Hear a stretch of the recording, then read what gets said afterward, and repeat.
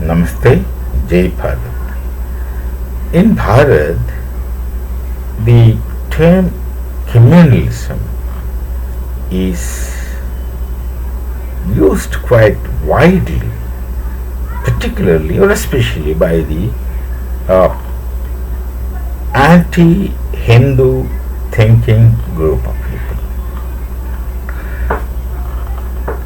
Just because they are communal, they would like to say that the Hindus are communal whenever they feel so, or whenever they think the Hindus are communal.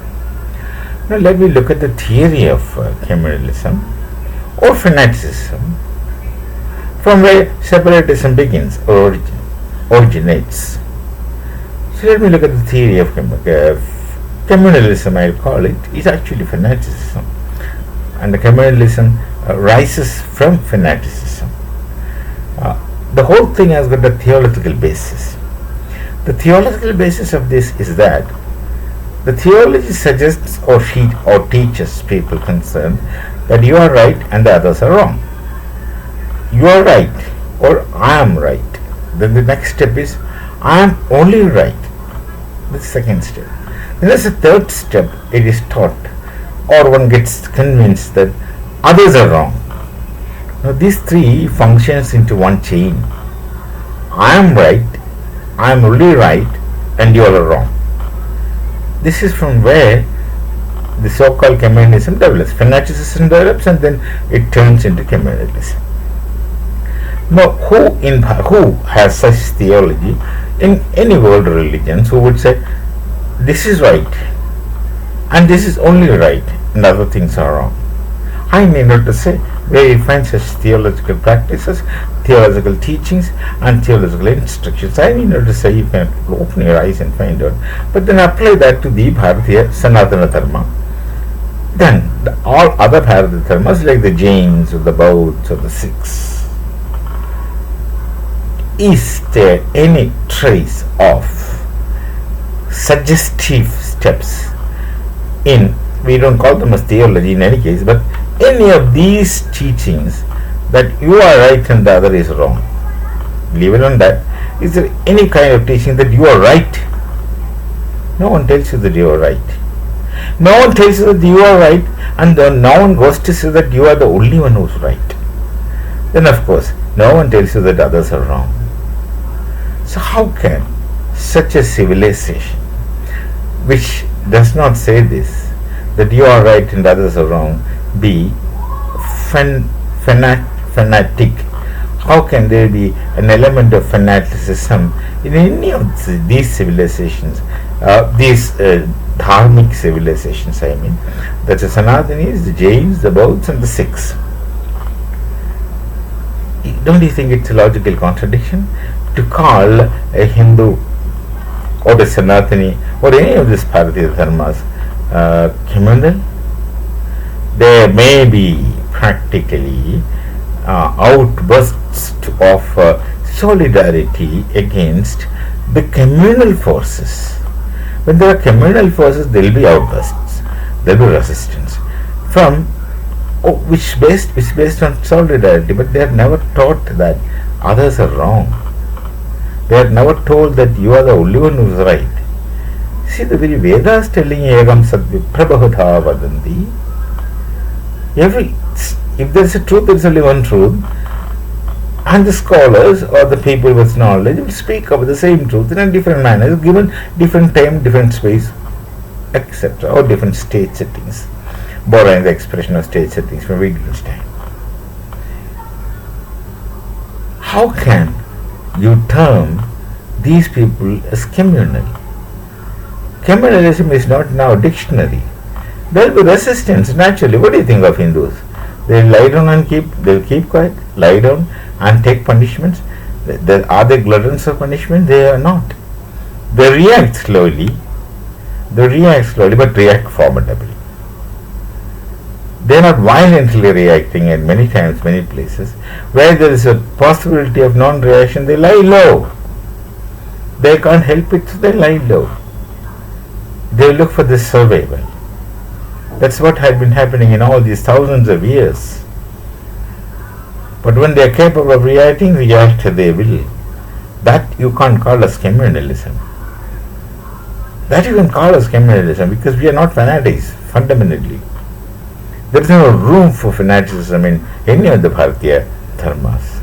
Because we are never taught that others are wrong.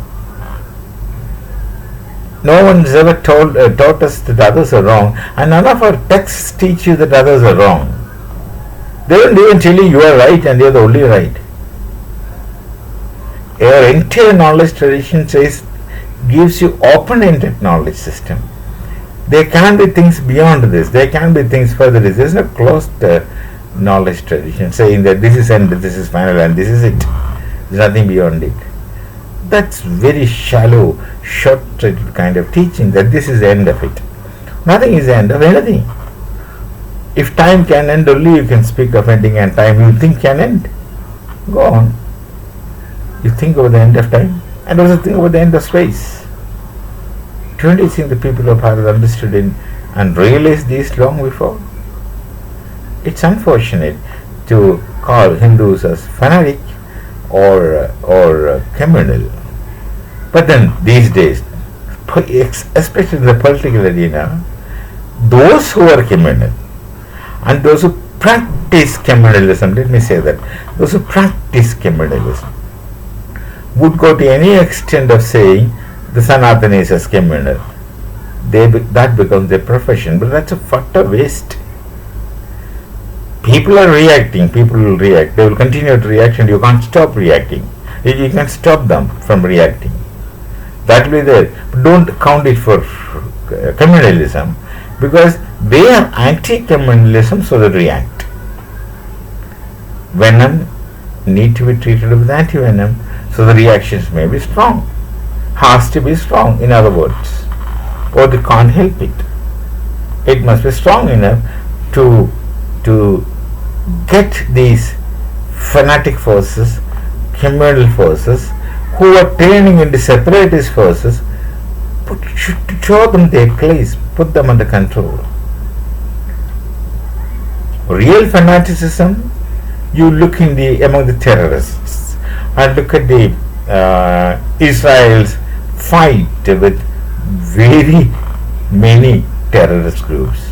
The three H's, Hezbollah, Hamas and Houthis, three H's. And other than three H's, many other groups. They are terrorist organizations sponsored by given agencies, sometimes nations. And they function as proxy army. They function as proxy agencies against a common goal. That's a destruction of the Jews. That is called fanaticism. That is called fundamentalism. And in spite of, they take all kinds of punishments. And they have a method, they have a technique of assuring each member of this group, teaching them that this life is spurious, this life doesn't mean anything, the real life is after death, and promising them a lot of things after death, so they get prepared to die. That is communalism.